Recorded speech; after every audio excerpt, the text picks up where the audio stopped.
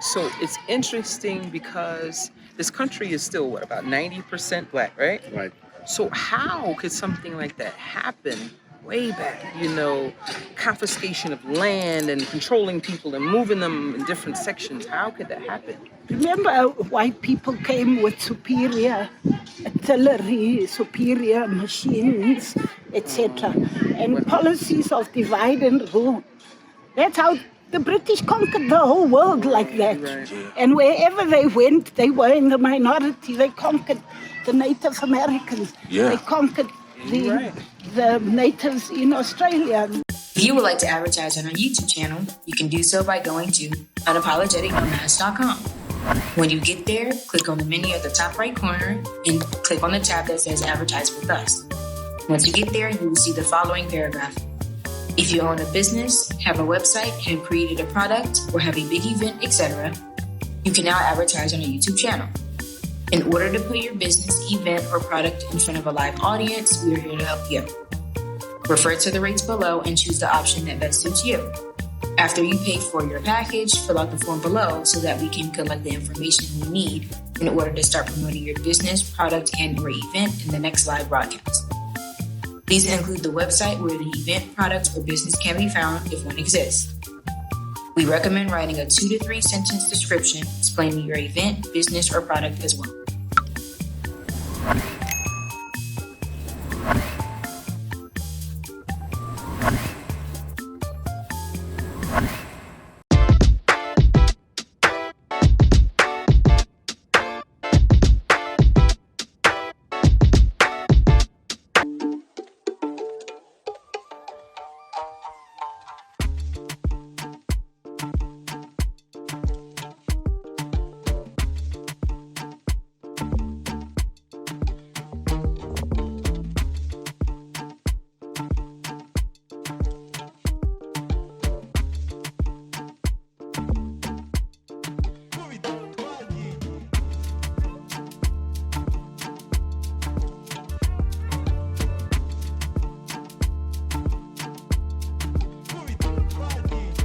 So I was just doing some garden work. I'm done now.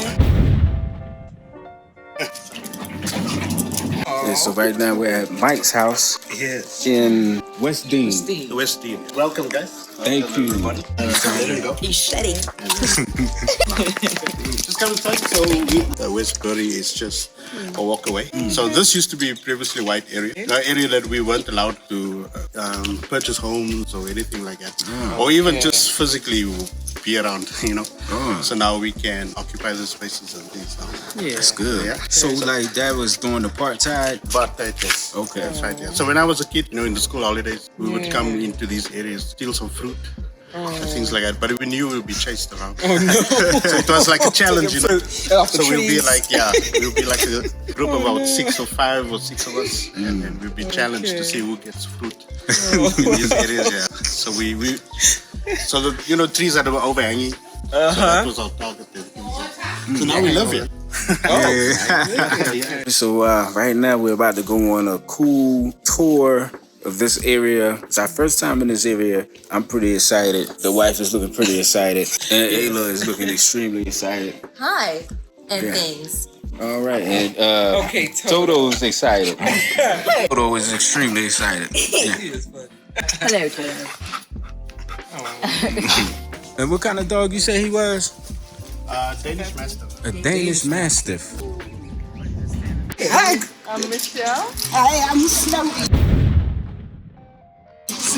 So we're gonna walk to where both me and Snowy grew up. Yeah. Okay. Snowy has so much more knowledge than I do. Okay. And But I want you to experience. by profession. Really? So next door, we'll walk across to show you where Sophia Town starts. Sophia Town Sophia.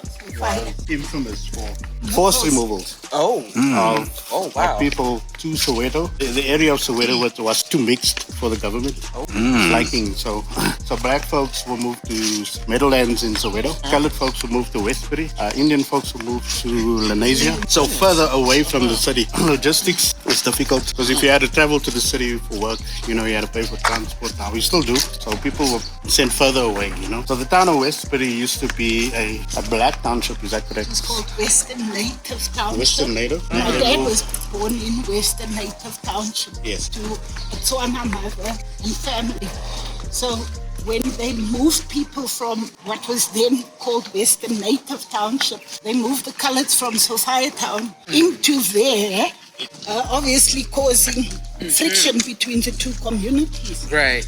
And because the racial segregation and terminology had started from 1948.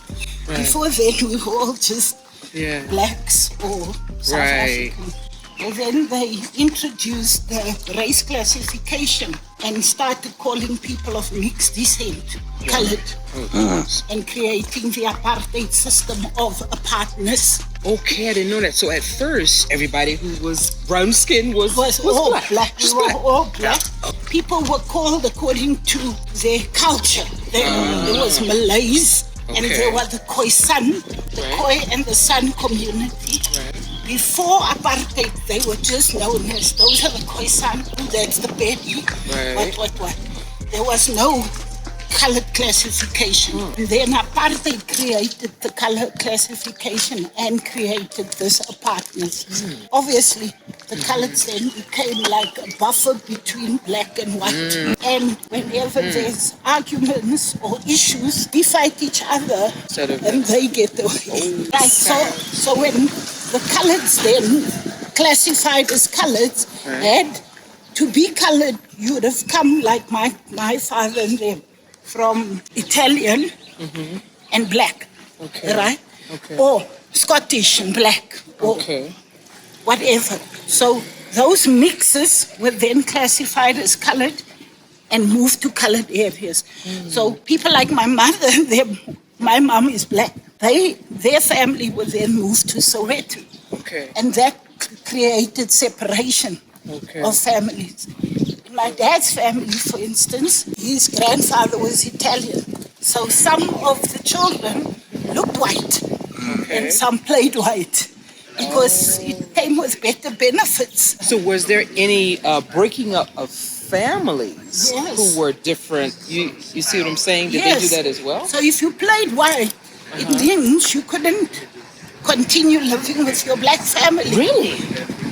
Yes, that's apartheid system. Ooh.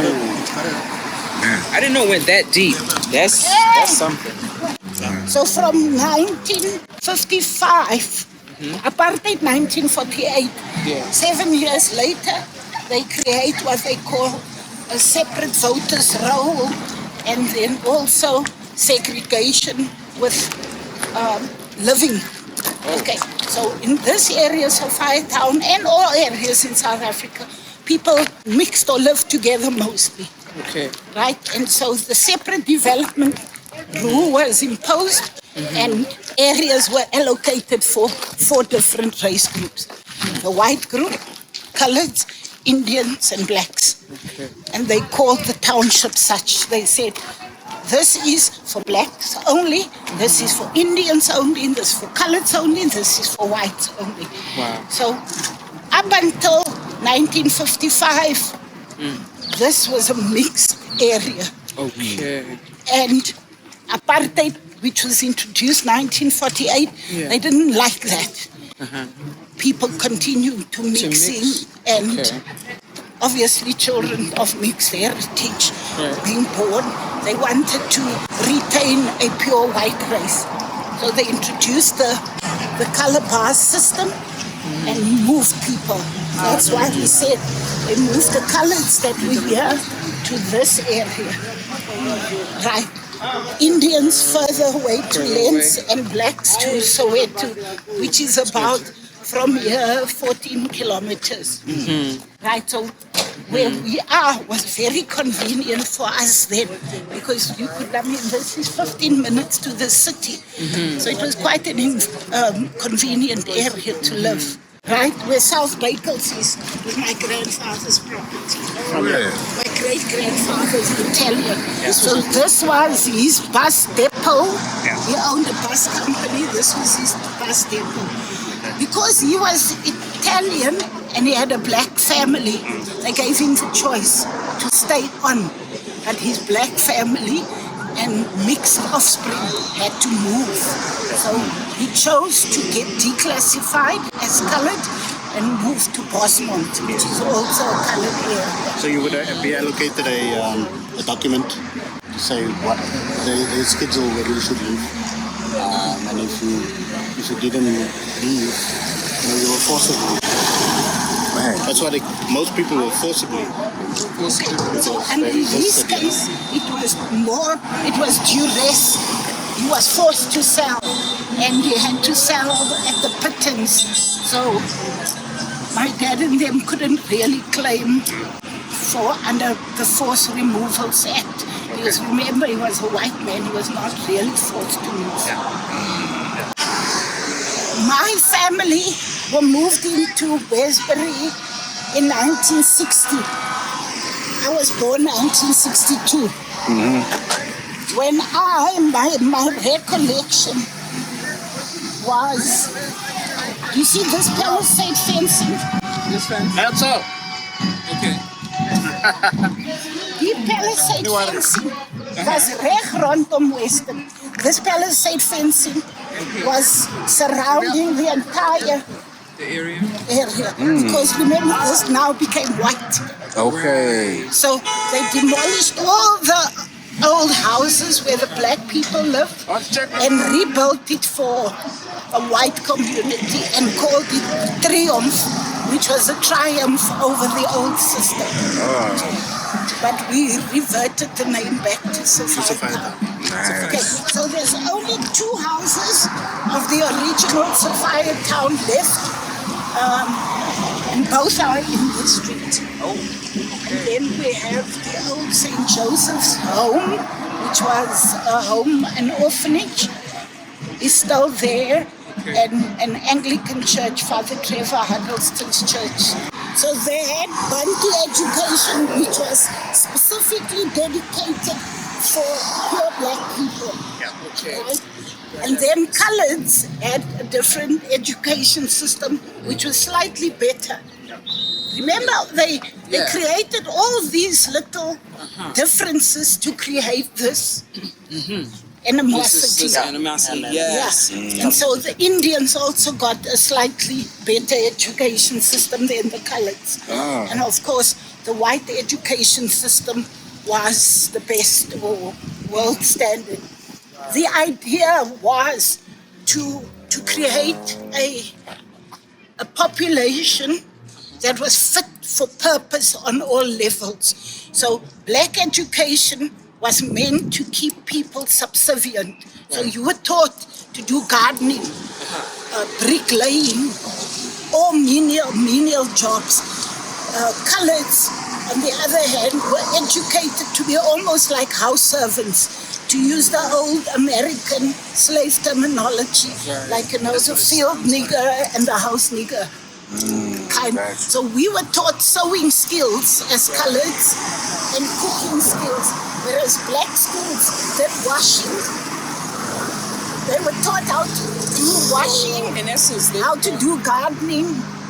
So I'm going to push it. So in essence, like, you weren't the blacks weren't in the classroom learning things like out of books, and they were learning. There was that, but the idea was the system or the education system was frustrating also. So people fell out, and if you fell out, you were taught bricklaying so that you are able to service that part of the country. Okay. So the other groups, what kind of could you?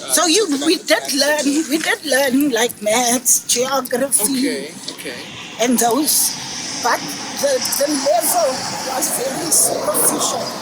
It didn't challenge you to think, to figure out, to. And we are still sitting with the remnants of that. That's how I was saying. Our society is still struggling. The new government introduced new education policies. But those policies, firstly, language. We've got 11 official languages. So they struggled to create a system that can suit everybody. And then they did something called outcome-based education, where you get taught like almost self-development. It was called outcome-based. That they've discovered had left many children without reading skills. And then they changed the system again. So we had, in the 26 years of our liberation, 27 years, we've had 2 education systems, and they only settling now with this system. So education-wise, in world standards, our education system has become low for the masses. So if, like previously, white schools still have good quality education, private schools too, and many rural education and township education systems are not coping. So as a result, people send their children in droves in the mornings. There's buses and buses, taxis leaving the townships for children to attend schools in previously white areas. So that's something. There are some good performing schools in the township, but very, very few. The education system, this year they said the percentage of our matric, you do SAT, right? We do matric. Our matric pass rate is starting to go up almost by 2% every year. Okay. So it looks like they are settling. Okay. And going back to basics again. Yes, and things of that nature. During this tour? Yes. And stuff. Yeah, it's very interesting. I'm learning a little more than what we did learn previously when we came the first time. This is a lot more like in depth. We're learning a lot today. Yeah. And that was for them. We For the couldn't white cross folks. the street. Really? We crossed it. We You went can to cross the the street. shop. We crossed it to go to the shop, Yeah, we but weren't allowed. whenever you go that side, there was always fights between us and the white kids. So it's soccer. Soccer's big here. Big here. Yeah, soccer is our thing, and it is mainly in this province. There's only 2 provinces where rugby and cricket are very big amongst black people. That's the Eastern Cape and Western Cape. A bit in the Northern Cape. But all the other provinces, north, black people, we play predominantly football. Or soccer. Right? So we use both terms interchangeably. Okay. We grew up calling football or soccer. Okay. we called it football growing up. Yeah. And then they started calling it soccer. So we use both terms. Like unemployment levels are very high.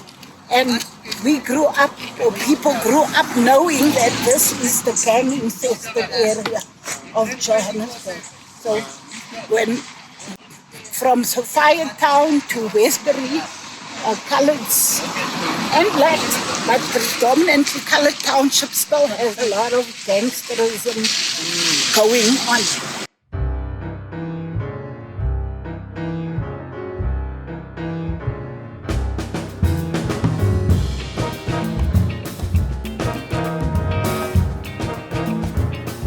So Patco buses, we used to have a depot here. Mike and I have an age gap, so some things you won't know.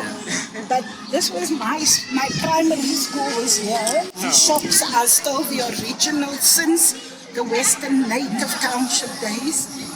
So the Roberts family, they owned the cafe that was here, Bati, Frida, their son, Rusdin, studied law in the US, he's a family friend. And Cynthia and there was a store, your opposite neighbor. What's that? Was further down. See this throughway. So the school was, we had a rent office here that collected rent. We had the SPCA for animals. I think some of this stuff.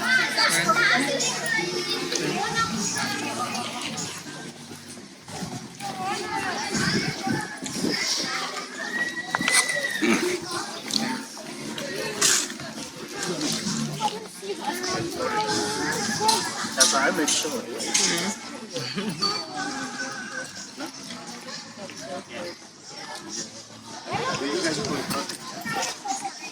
Yeah.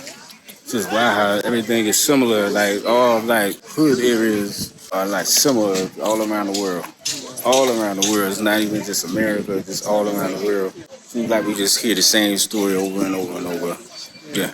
Yeah. So it's interesting because this country is still what, about 90% black, right? Right. So how could something like that happen way back? You know, confiscation of land and controlling people and moving them in different sections. How could that happen? Remember, white people came with superior artillery, superior machines, etc., and policies of divide and rule. That's how the British conquered the whole world like that. Right. And wherever they went, they were in the minority. They conquered the Native Americans. Yeah. They conquered the natives in Australia. They conquered Nigeria, Ghana. The whole world was conquered like that. It's true. We had a rent office here. So the rent office was a municipal structure, right? So they collected rent. Remember, we couldn't own property. So we had to pay monthly rent to the municipal government. So this was the office. So in the 1980s, during uprisings, we burned down the rent office, and then there was an old hall there, the community center. Those were structures that belonged to the government. So when we protested, we targeted such structures. So the rent office was burned down, and they couldn't collect rents anymore. And we said, we've paid enough rent. It means we now own these places. So it was like the people protesting and saying, enough is enough. We own this now, right? And this happened in all black and colored and Indian townships in South Africa. We adopted what we call a system of disobedience towards the government. We stopped paying fines. We stopped paying anything that was government related. We stopped paying for electricity, for water, etc., etc. And unfortunately, that culture continued into the new government. So people still refuse to pay for electricity and water. They refuse to pay for anything, any services that the government offers. People don't want to pay. Because the new government's ticket was, we will provide free housing. We will provide free da-da-da. So people say, you said that, so we just want what you promised us. That's why we put you in power. Okay, things like these, remember I said it's a struggling community, so they steal and take it for recycling. Wires, they take the copper from the wires and take it for recycling. South Africa's unemployment rate after COVID, before COVID it was 36 thereabout%. Now it's 40 something. So the unemployment rate is very high and people are really struggling. So social ills because of unemployment have just increased. So after that old rent office and the old community center was burned down, they rebuilt in the new government. Yeah, in the new government they rebuilt this. Okay. These stores going down, and the first guns were from that area going up. So those are two gangs. They were two predominant gangs. They got the name from, you know, when the golf t-shirts? Yeah. They have the two crossing golf sticks. So there's It's a brand called it's Spalding. a golf stick brand. Yeah, so the brand was called Spalding. And then Fast Guns was from a movie, right? Yeah. One of the It's like a Western. spaghetti western movies. So I lived down there, so I couldn't be up here. So even if you weren't in a gang, sometimes just because of the area where you stayed and the association, you'd have offer protection. Because there were areas like the swimming baths in Coronation, you had to pass a certain gang area. to go to it, or you stick to, there was another, say, swimming baths, public swimming pool in Nuclear. So the people at the bottom went to that one, the ones at the top went to that. So, Michael will probably tell you about my dad, but in his youth, he was a gang leader in Sophia Town, right? And then he got recruited by Oliver Tambo, his gang, to distribute political pamphlets because they weren't scared of the cops. And as a result of the political influence from Oliver Tambo then, he changed his life, became a political activist, and then later a poet and journalist. So my dad is quite renowned in this area. So by the time we moved here, he was in his mid-20s. He had 3 children already, left that world, but then he became the big peacemaker in this area. So my dad was quite feared growing up in Westbury. Both gangs feared him. So he made peace between the two. So there was like always football matches. Let's beat each other in soccer instead of killing each other in battlefields. So I recall like there was the street going up when these two gangs would confront each other in what they call battlefields. Brutal stuff. But in any event, when my dad stepped in, a lot of that stopped. Then he moved to El Dorado Park. Gang war started all over. And then as years went, it changed from fighting over petty things like women, territory, to drug wars. So that's what the gang wars are about now in South Africa. It's more about drug corners where who sells drugs. So you see the pattern is like universal. It's universal. You know, I mean, we grew up watching movies like Bloods and Crips. But also the emulation in the US was influential, like LA gangs.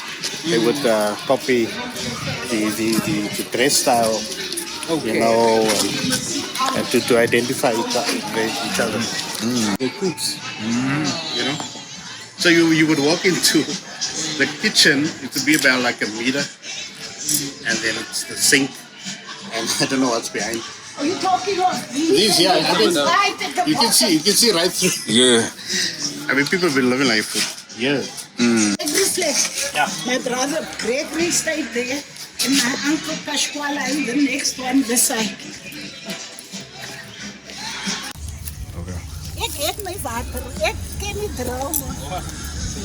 We've had a big influx of Pakistanis and Ethiopians who have come to open shops like these, and the ones we had were slowly gotten rid of somehow.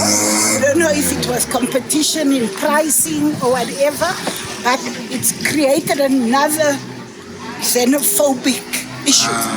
So in some communities, now and again, violence flares up against the immigrant Pakistanis and Ethiopians.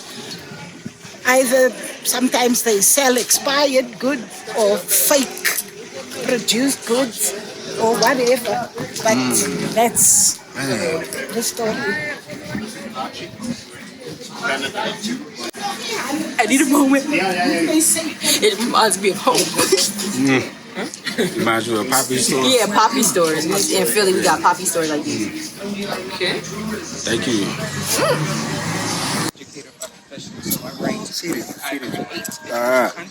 So, what kind of drugs do they have out here? It's mostly now methamphetamine. Oh my goodness! So the name for it would be tik. It's short word for it. Okay. But I think even cocaine. I mean, I think guys can get cocaine, heroin, depends. But I think the most popular one, meth. Oh my goodness! Yeah, see, drugs like that destroy community. That's it. Yeah, That's right. yeah. That's right. You just have a look at some of the guys. You just walk past by, you can see their behavior and things. So coloureds, our community is made up of people of mixed heritage. White father, mostly, and black mothers. So the product were later classified as colored. Then they, in the 1650s, the Dutch brought slaves from Indonesia, Malaysia, Madagascar, Mauritius to South Africa to the Cape. So those Malay were also classified as colored in the new apartheid. And then there were islanders as well, people from St. Helena Islands and so on. They were also classified as colored. And then the first people, the Khoi and the Khoikhoi and the San people were also classified as colored. So we've got a very diverse... And even Chinese. Really? Yes. They weren't really classified as colored. They were classified as under Asian. The Japanese were classified as honorary whites. But Chinese could trade in colored areas. They couldn't trade in white areas. Indians could also trade in colored areas. But coloreds could not... Yeah, coloureds could not trade necessarily, but later some got dispensation to trade. And blacks also couldn't trade. Later, some people, it was like almost select few who were like seeking favor with whites. We called them lackeys. They were allowed to trade in black areas. So what kind of things were they trading? Like a shop like this, you could sell. Like food or... groceries. You'll see that there's still Chinese shops. Okay, so they were allowed... Our stores were predominantly run by Chinese, Indians and Indians. Remember, they didn't want us to become economically strong, because if you have money or if you have economy, then your social status increases and you get better education. And that would have upset the apartheid apple cart. The system was ideally created to divide and to rule and to conquer.